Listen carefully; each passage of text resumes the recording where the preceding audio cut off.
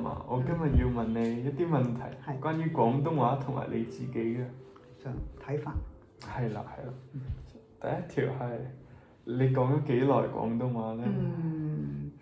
大約都60幾年啦。從我開始學講嘢嘅時候，就已經係用廣東話㗎啦。即係基本上你識講嘢嘅時候就已經係講廣東話。係啦。好。之後係廣東話係咪你第一語言咧？係。第三條問題係你可唔可以形容一下你喺香港返學嘅情況？我哋返學嘅時候嗰時都係半日制嘅。咁上堂嘅咧，講嘅都係用廣東話教學嘅。老師同同學都係講廣東話。都係大家溝通，全部都係廣東話嘅，除咗係英文課之外，其餘課都係全部都係廣東話嘅。咁有咩堂上㗎？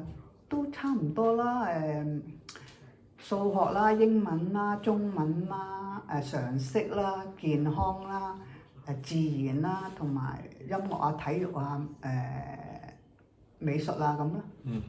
好。咁之後係你細個有冇學普通話㗎？冇㗎。冇，即係上堂返學係冇普通話學㗎。咁你點樣學普通話咧？普通話係我從聽一啲國語歌。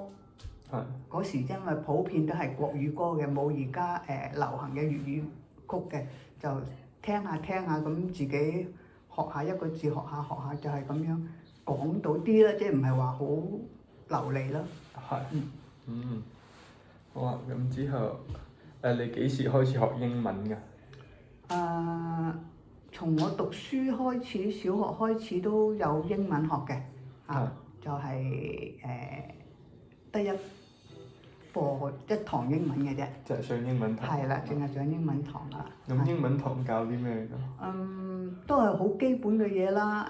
從生字開始啦，從一啲教一啲好似現在式、過去式啊，啲詞語啊，啲文法啊咁樣咯。係啦。幾好。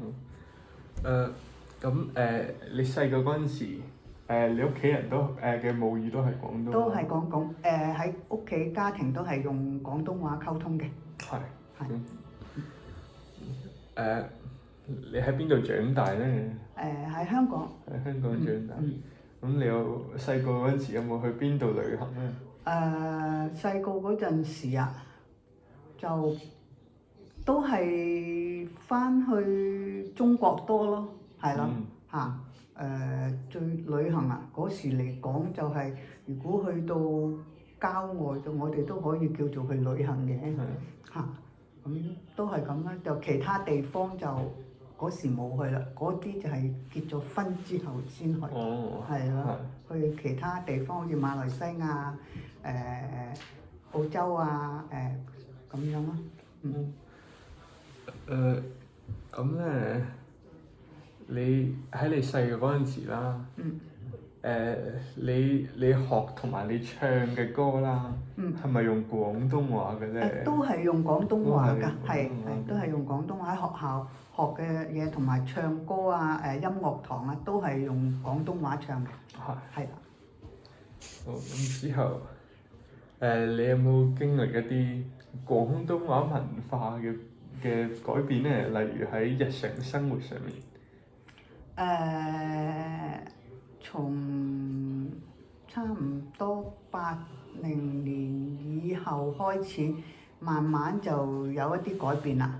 因為就身邊周圍就多咗一啲中國人嚟香港，咁感覺就多咗好多人講普通話。係啦。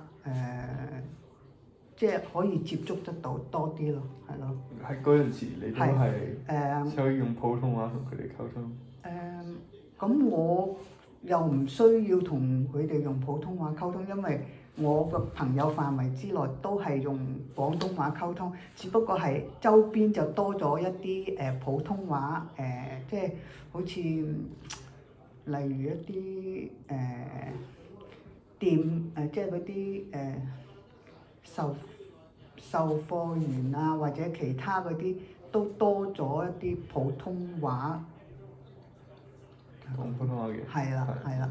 但係我就冇乜點接觸到要講普通話嘅，因為我哋都係講廣東話。係啦，都係講廣東話嚇。咁之後，你認為喺未來講廣東話嘅人數會唔會改變呢？變少咧？我覺得會慢慢會少咯，係因為而家因為你而家嘅教育個學校已經有一小部分已經係引入普通話教學，就已經係將廣東話係即係點啊即係冇用廣東話啦，係用普通話嚟教學啦。咁加上而家新一代慢慢嗰啲年青嗰啲咧，佢有啲又會去外國啊留學啊讀書啊，咁變咗咧佢用廣東話就少咗，同埋佢喺外邊佢就會去用翻人哋當地嘅語言去生活咯。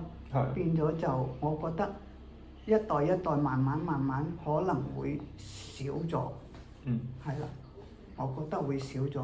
我都覺得係。你認為年青一代可以做啲咩去預防廣東話嘅消失呢？我覺得就年青一代咧，就應該係要從家庭方面開始，父母方面開始一路咁去用呢個廣東話去溝通，咁一路咁即係將呢個廣東話嘅文化一路咁延續落去咯，一代咁延續落去咯。係啦，教佢哋啊，咁日常都係要用廣東話嚟同佢哋講嘢啊，或者點樣去學習啊，淨咁樣，我就覺得咁樣就會嗰個廣東話嘅文化就唔會慢慢就消失。係。然之後下一題係你認為廣東話喺香港嘅文化入邊係咪好重要呢？我覺得係重要㗎，因為廣東話本身喺香港就係一種語言，係佢哋嘅語言，一路以嚟差唔多成100年都係用廣東話做呢個語言嘅。咁我覺得係重要嘅呢個。我都覺得係。係。OK。咁之後，你係咪定義自己為香港人呢？係。你讀書嘅時候係學咩語言嘅呢？我讀書嘅時候都係廣東話學習嘅，用廣東話係。咁你對而家香港嘅學校唔用廣東話而用普通話去教中文有咩睇法呢？我覺得而家啲學校係用普通話去代替廣東話教學，我覺得係唔啱啦。本身我哋香港廣東話就係我哋香港嘅語言嚟㗎嘛，母語嚟㗎嘛。咁只不過喺而家就多咗一啲人外邊嘅人入嚟我哋呢度，因為佢哋係講普通話。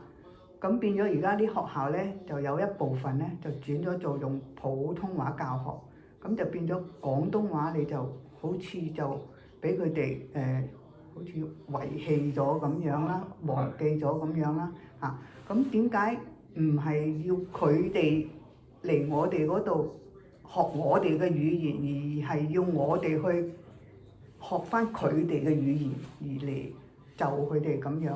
我覺得咁樣係做法唔係幾啱，應該係要兩樣都要兼顧咯。就咁樣就比較好啲咯，係咯嚇。今日嘅問題就問晒啦 OK 好多謝你今日嚟參與呢個課。